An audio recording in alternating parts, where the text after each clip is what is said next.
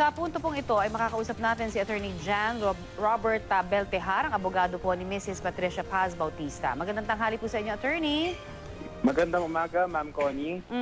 Unang-una sa lahat, ano ho ang naging rason at bakit ngayon lamang nagsalita ang may bahay po na si Mrs. Bautista tungkol pa rin sa umano'y tagong yaman ni Chairman Bautista? Okay. So, matagal nang nakita yung mga gamit, yung mga passbook noong November pa. Ngunit hindi alam ni Ginang Bautista kung anong gagawin dito sa mga to. Tapos, sinubukan niyang lumapit sa napakaraming law firm, napakaraming abogado. Ngunit palaging sinasabi na hindi namin pwedeng itanggapin yung kaso nyo, hindi namin pwede kayong tulungan sapagkat ang asawa nga niya ay si Chairman Andy Bautista. Kung kaya't ngayon lamang na nakahanap siya ng mga abogado na susuporta sa kanya at buong pusong susuporta sa kanya, na naliwanagan siya kung ano yung maaaring epekto nitong mga dokumento na ito.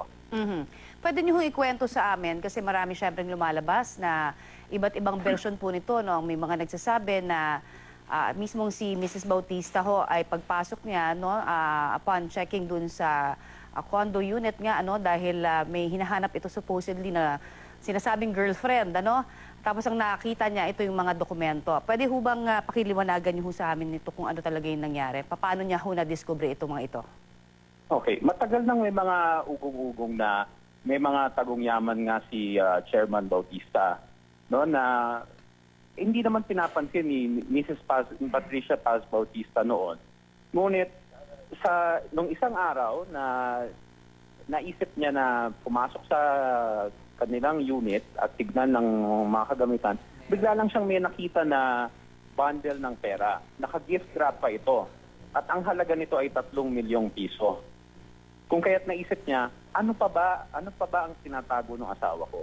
Kung kaya't tumabas lahat itong mga ibang dokumento na to. Doon sa sinasabi mo na hinahanap niya kung may babae yung kanyang asawa, wala kaming alam tungkol dyan at unang beses lang namin naririnig yan. Kung kaya't hindi kami makakapag-komento ukol dyan. Alright, pero mismong si COMELEC Chair po kanina sa unang balita, ang nagsabi na kumbaga pera-pera lamang daw ang gusto sa kanya ng kanyang misis, kung kaya't kumbaga pinapataasan yung hinihinging pera mula po sa kanya.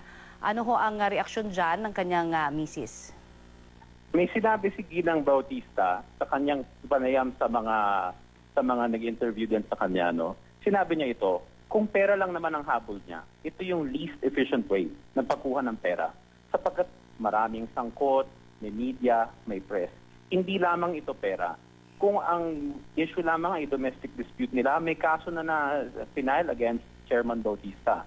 The Violence Against Women and Children case, with respect to that. So this is not just about the money.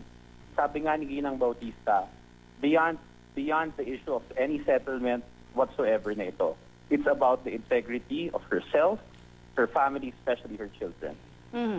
May mga sinasabi rin po si Chairman Bautista na dinoktor daw itong mga dokumento at may mga armed goons or armed men daw sa kanilang condo unit. Ano ho ba ang totoo dyan? Unang beses lang din namin naririnig yung mga dinoktoran dokumento at may mga armed goons, Ang masasabi lang namin kay Chairman Bautista, kung sinasabi niyang dinoktora ang mga dokumento, patunayan niya, isa siyang tanyag na abogado sa bansa. Kung meron talaga siyang pruweba, ilabas niya na dinoktor. Ngunit ito lamang ang masasabi namin. Ang mga dokumento, ang mga passbook, checkbook at mga iba pa, mga titulo na nasa amin ay ang nakuha ni Mrs. Bautista. Walang binago ni isa. So, wala ho itong bahid politika tulad ho ng inaakusa ho ni Chairman? Walang bahid ng politika. Wala kaming nakausap na ibang politiko bukod kay Pangulo. Siya lamang at kinausap namin at alam namin na siya lamang ang makakaintindi at makakapag-direkta sa amin sa tamang kinauukulan tungkol sa kaso na ito.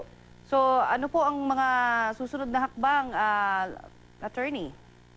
Sa puntong ito po, Ma'am Connie, ang ano lang talaga ng aming kliyente, ilabas lahat ito. Ilabas yung katotohanan. So, nakapagbigay na siya ng affidavit sa NBI at kami po ay inaantabayanan kung ano ang sunod na mga hakbang ng mga kinauukulan. Alright. Maraming pong salamat sa inyo pong ibinigay sa aming oras, attorney. Okay, maraming salamat din po. Yan po naman si Attorney John Robert Beltejar, ang abogado ni Mrs. Patricia Paz Bautista.